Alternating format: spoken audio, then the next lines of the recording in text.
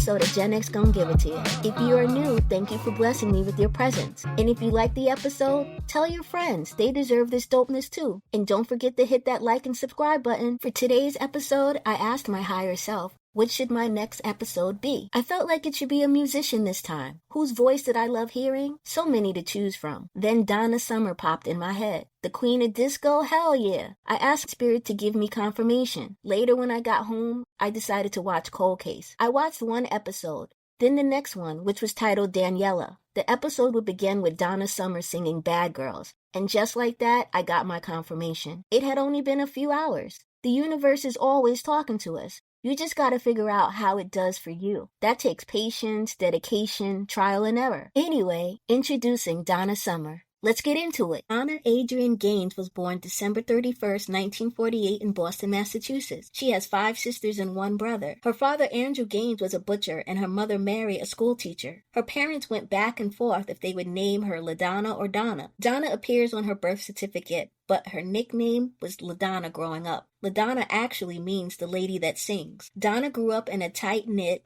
religious upbringing. Donna loved to sing and credits Mahalia Jackson being her inspiration. Donna and her family attended and sang in the choir at Grant AME Church in Boston. When she was 10, she was invited to sing a solo after another vocalist got sick and didn't show up. She had been practicing and asked God to make her a better singer. They were amazed at the voice that came out of her little body. In the A&E biography Donna Summer from 1995, she recalled speaking to God. She knew she was given something powerful and to never abuse it. From that moment in church when she sang I Found the Answer, I Learned to Pray by Mahalia Jackson, she knew she would be famous. Family and community were very important in the Gaines household. Their home became the neighborhood hangout. Donna explains in a 1978 interview with Rona Barrett that she lived among Italians, Orientals, blacks, and whites. They were all in her neighborhood. Her parents often took in kids and helped raise them. At one point, the family lived in a 3-story building with cousins and other family members occupying other floors. She mentions a time when a kid called her the N-word, and before she knew what happened, Donna leapt off the stairs. She was on that kid and beating his ass. Then so did the rest of the kids. Donna attended Jeremiah E. Burke High School in Boston. She joined theater and began performing in musicals, which led to her becoming popular among other students. It was around this time that Donna began to rebel by sneaking out of the house to go to parties and perform in nightclubs. Her parents' strict upbringing couldn't contain the spirited future queen of disco. Her father, Andrew, admitted to being strict, but also admits to Donna getting away with more than the other kids. Her brother Richard would say it was because she always had an alibi. When Donna was 17, she joined the band Crow. She would be the only female and only black member. They wanted her to be the black Janis Joplin. One day while cutting class, Donna witnesses some boys attacking an older lady. After being left unconscious, Donna gives her CPR till medics arrive.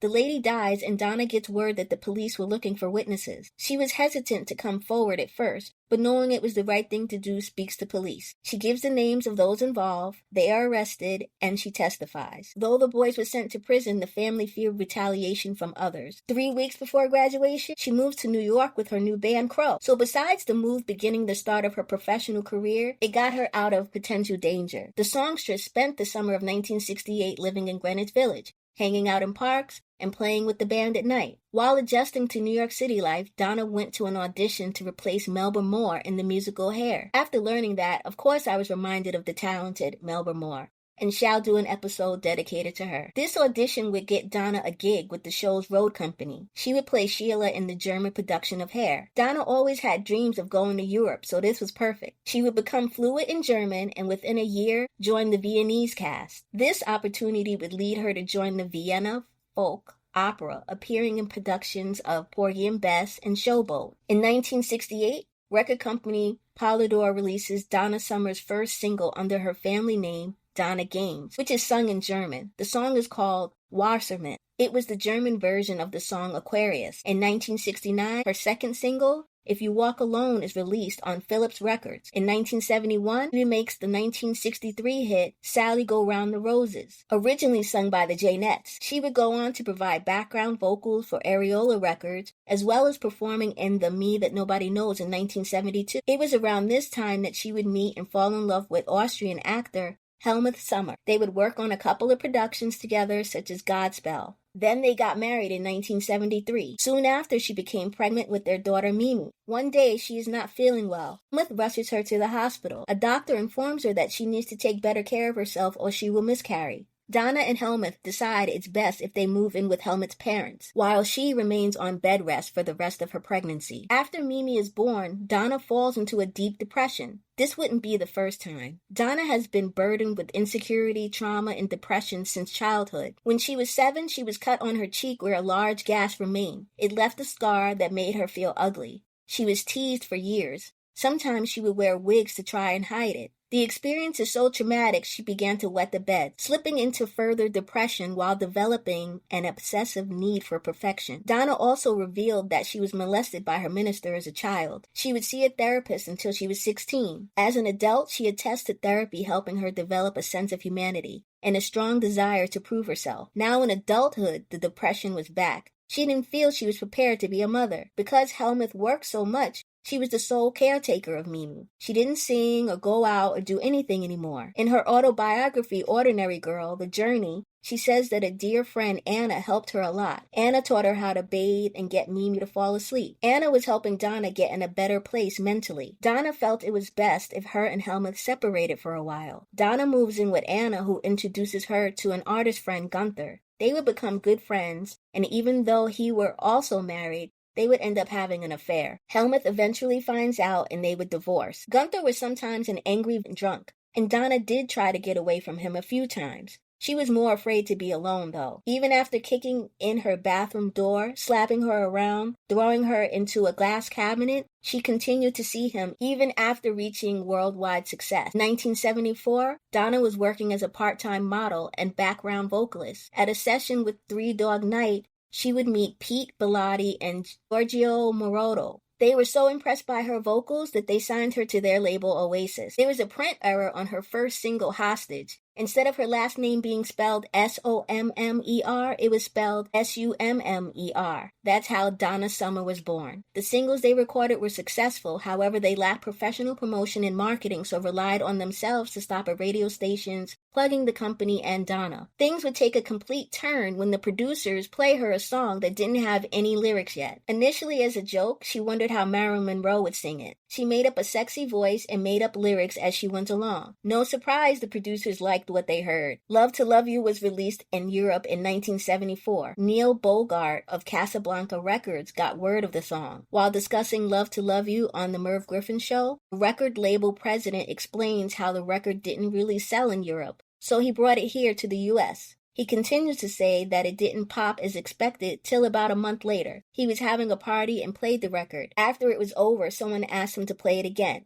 And then again. That's when he realized the 3-minute, 20-second song was too short. He went upstairs, called the producers, and told them to make a 20-minute version. He continues to explain that the next day, they got some radio stations to play it at midnight and promote it as 20 Minutes of Love. The extended version would end up being 16 minutes and 49 seconds. They also made a slight name change. Love to Love You was now Love to Love You Baby, and history was made. When she returned home to the U.S., November 1975, Donna was already a star. The song would become Donna Summer's first Billboard Hot 100, peaking at number 2 on the chart. The album, which came soon after, would also go gold for selling over 1 million copies in the U.S. alone. As popular as it was, it also had its share of people who were offended by the racy lyrics. Some European stations refused to play it, and it was banned by the BBC. Even some stations in America refused to play it. Even Reverend Jesse Jackson was so perturbed that he used his group, Operation Push, People United to Save Humanity, to rally against the song and other releases that were subjective in lyrics. He believed it would lead to an increase in teen pregnancy. This did not stop the song's success, nor Donna's ascension to superstardom,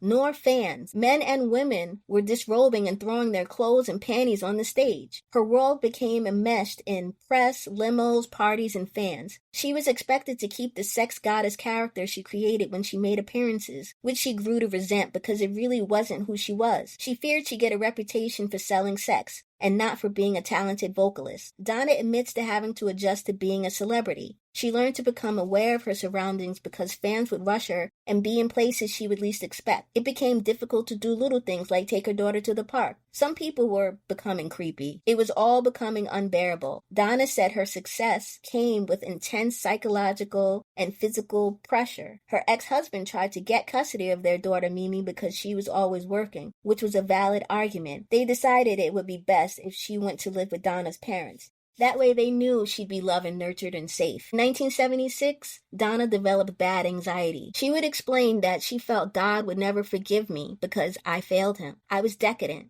I was stupid. I was a fool. I just decided that my life had no meaning. So while staying at the Navarro Hotel, decides she's going to end it all. She heads to the window, putting one foot on the sill. Thankfully, it gets tangled in the drapes. As this is happening, housekeeping enters the room, which prevents her from following through. Donna would later say, if she'd come 10 seconds later, I'd be gone. Donna would go see a therapist within 24 hours. The therapist explained culture shock and helped her understand the impact that type of stress can have on anybody. She also prescribed meds to help her focus, which turned out to be a double-edged sword because the meds made it hard to fall asleep. It would be a couple of years before she'd decide medication wouldn't solve her issues. She leaned into her relationship with God by becoming a born-again Christian. In 1977, Donna meets singer Bruce Sedano of the music group Brooklyn Dreams. There was an immediate attraction, but both were in a relationship. Donna was still seeing the volatile Gunther, so they remained professional, working on songs with the group. One day while hanging out with Sedano and the rest of the band, she came home to Gunther questioning where she had been. She is quoted as saying, "Before I could say anything, he grabbed me, threw me against the wall, and proceeded to slap me around. He threw me into the laundry room where he continued to beat me up. I fell into a heap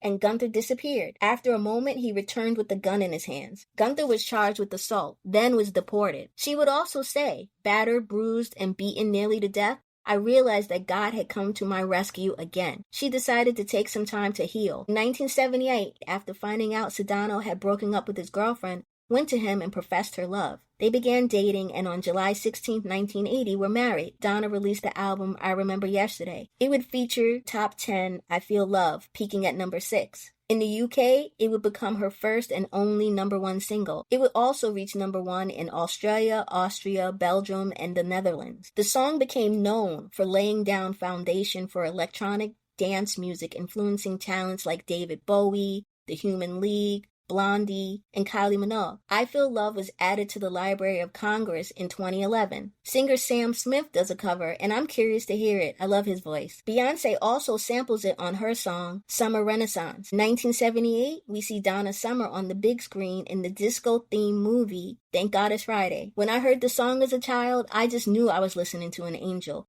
And every time I hear it to this day, I stop whatever I'm doing to join in. Thank God It's Friday didn't impress critics such as Robert Ebert, who gave it 1.5 stars, or Gene Siskel, who also gave it 1.5 stars. But Donna did impress, with some calling her presence electrifying and charming. She made $7.3 million on a $2.2 million budget and remains a cult classic. The cast would include Jeff Goldblum, Deborah Winger, Hilary Landsberg, who would go on to play Doris in the TV show Fame, handsome Raymond Vitt, whom we lost too soon, and the Commodores. You can check it out on Tubi. On November 11, 1978, Donna earned her first number 1 single on Billboard Hot 100 with the remake of MacArthur Park, originally by Jimmy Webb. On the same day, Donna's first live album, Live and More, topped the Billboard 200. On January 12, 1978, Donna's 7th studio album, Bad Girls, was released. With the changing times, it had a rocker edge to it and was met with success from the very beginning. The first single, Hot Stuff, became a number 1 song. Bad Girls would remain the number 1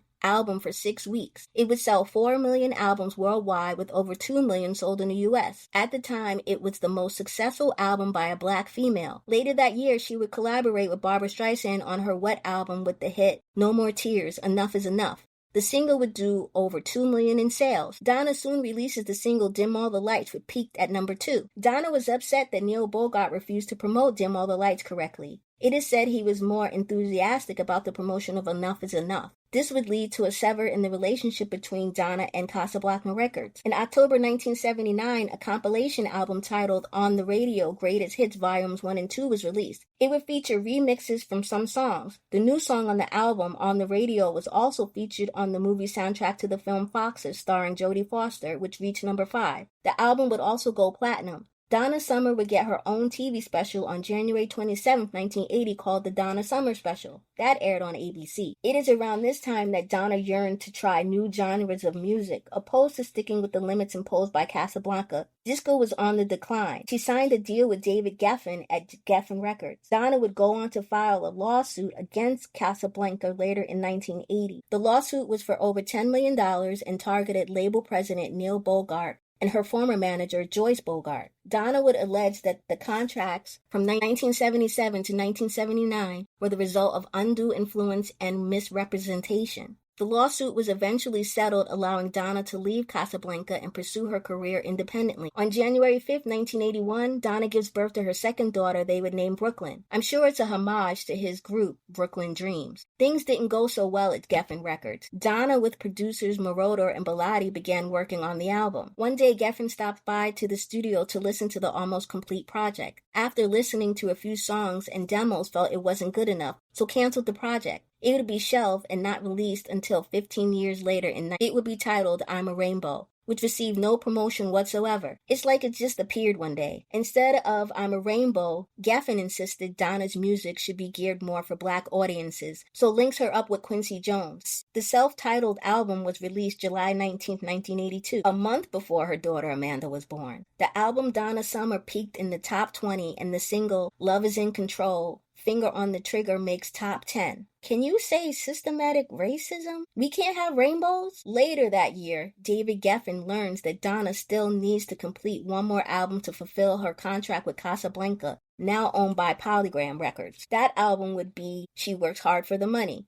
The song would peak at number 3. It would receive a Grammy nomination and would become the first video by a Black woman to play on MTV with heavy rotation at that time. In 1983, a writer for The Village Voice named Jim Feldman wrote an article alleging that at one of her shows, she made the statement, "It's Adam and Eve, not Adam and Steve. And I've seen the evil homosexuality come out of you people. This is a result of your sins. Now don't get me wrong, God loves you, but not the way you are now." I can't even imagine her saying that. She denied ever saying that while mentioning how many friends she'd lost to the disease. In 1989, the AIDS activist organization ACT UP protested at the Boston Pride Parade during her performance. She sent them a letter asking for forgiveness. Naturally, people questioned what took her so long to address the issue, which is a fair question. Donna replies that she had given birth to her 2 daughters and was busy with life. So many questions. I haven't found any definitive proof if she said it. September 11, 1984, Without Clause is released and peaks at number 40 on the Billboard 200. It would be the first time one album doesn't go gold. On January 19, 1985, Donna Summer sings at the 50th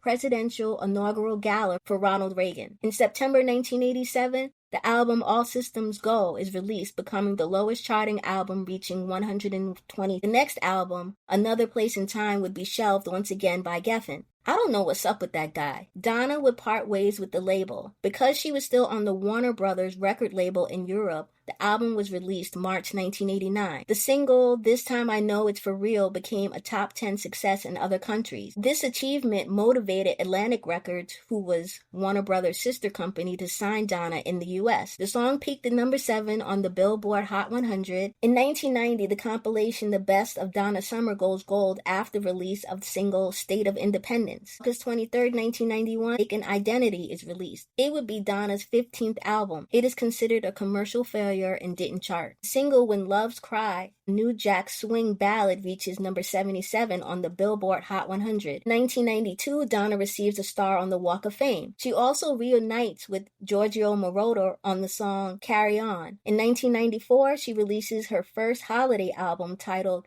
Christmas Spirit. Also in 1992, she appears on an episode of Family Matters as Urkel's aunt. She would return for another episode in 1997. In 1999, she would be given a concert special for VH1 called Donna Summer Live and More Encore. It would become the second highest viewed show for VH1. A live album was produced featuring 2 additional songs, I Will Go With You and Love Is the Healer. Both singles reached number 1 on the U.S. dance charts. In 2000, she contributed to VH1's third Divas Live special, which was a dedication to Diana Ross. The Queen would sing the Supremes' #2 hit, Reflections. She also sang the theme song she wrote for the movie Pokemon the Movie 2000. In 2003, her autobiography, Ordinary Girl, The Journey, is released, as well as another best of album, The Journey, the very best of Donna Summer. Donna is also inducted into the Dance Music Hall of Fame. Her song, I Feel Love, was also inducted. Donna stayed on the dance charts in 2004 and 2005 with You're So Beautiful and I Got Your Love. Her next album of all new material was 2008, titled Crayons. It would chart at number 17 on US Top 200 album chart. August 2010, she releases the single To Paris with Love.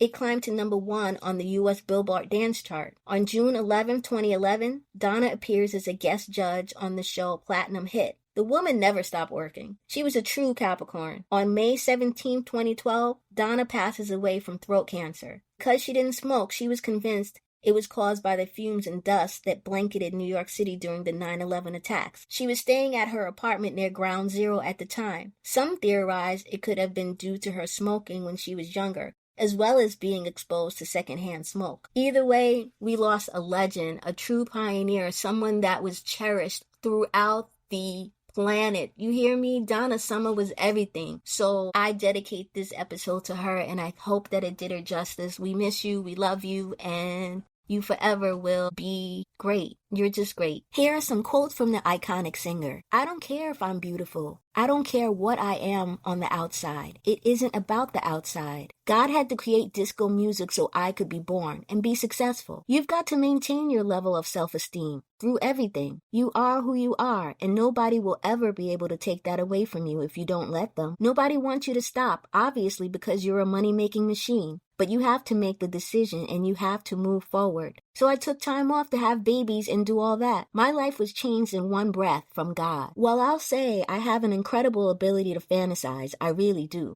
I don't have to have things tangible to be able to see them. And therefore, I enjoy so many things because they're in my mind. I want a private life. I truly do. I'm not just pretending to want one like lots of celebrities. I don't keep a press agent because I think people need to have a break from you. On the day of Donna Summer's passing, just like many of us, many celebrities went to social media to express their condolences. Janet Jackson wrote, "We will miss Donna Summer. She changed the world of music with her beautiful voice and incredible talent." Elton John wrote, "I'm so sad. This woman was the queen of disco and so much more. Her records sound as good today as they ever did. That she was never inducted into the Rock and Roll Hall of Fame is a total disgrace, especially when I see the second-rate talent that has been inducted. She is a great friend to me and to the Elton John AIDS Foundation, and I will miss her greatly." Dolly Parton wrote, "I can't believe we lost another wonderful singer. Donna, like Whitney, had one of the greatest voices ever." Mary J. Blige wrote, "Rest in peace, Donna Summer. You were truly a game changer." Natasha Bedingfield wrote, "Just heard that Donna Summer died today. This is awful. She was so incredible. Her and her family are some of the most beautiful people." Kylie Minogue wrote,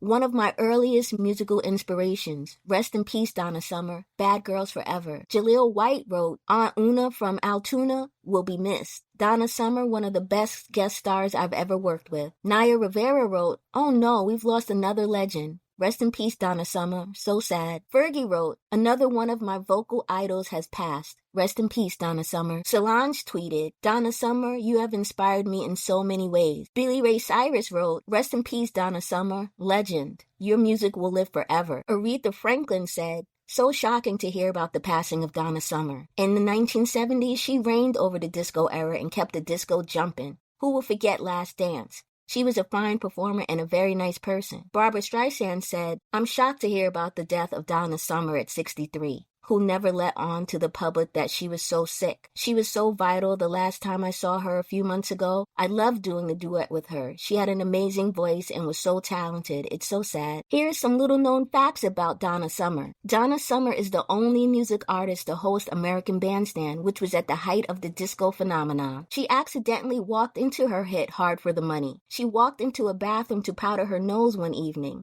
She saw an exhausted attendant sleeping and burst out, "She works hard for the money. She instantly knows it's going to be a hit. She turns to her manager. Get a pencil, toilet paper, paper towel. She knew she had to write down what was flowing through her at that moment. Donna had a farm with all types of animals. In 1983, Donna goes back to Boston and gets her high school diploma. She had a premonition about 9/11 attacks a month before they occurred. She was living in New York City at the time. Donna was in a relationship with artist Peter Madolfer from 1975 to 1979. This too was an abusive relationship. Peter once beat her unconscious, leaving her with a black eye and broken ribs. He appears in the documentary Love to Love You, Donna Summer, produced and directed by her daughter Brooklyn Sedano and Academy Award winner Roger Ross Williams. In the documentary, he admits, well, sort of, to the abuse by saying, I hit her, and I never could forgive myself. Have you learned to keep your hands to your damn self, Peter? There is a musical based on Donna's life called Summer, the Donna Summer musical. It would feature many of the Queen of Disco songs. It opened on Broadway April 20. In 2022, Norwegian Cruise Line announces its at-sea tour of the musical aboard the Norwegian Prima. Seal Kasha, manager of Donna Summer Enterprises, tells the story of how she discovered that Donna also had an artistic flair for painting. The two women were hanging out, and they had gotten bored, so decided to spend some time working on side hobbies. Seal worked on her needlepoint and Donna her painting. After a while, Seal headed to bed. Donna stayed up, and when Seal woke in the morning,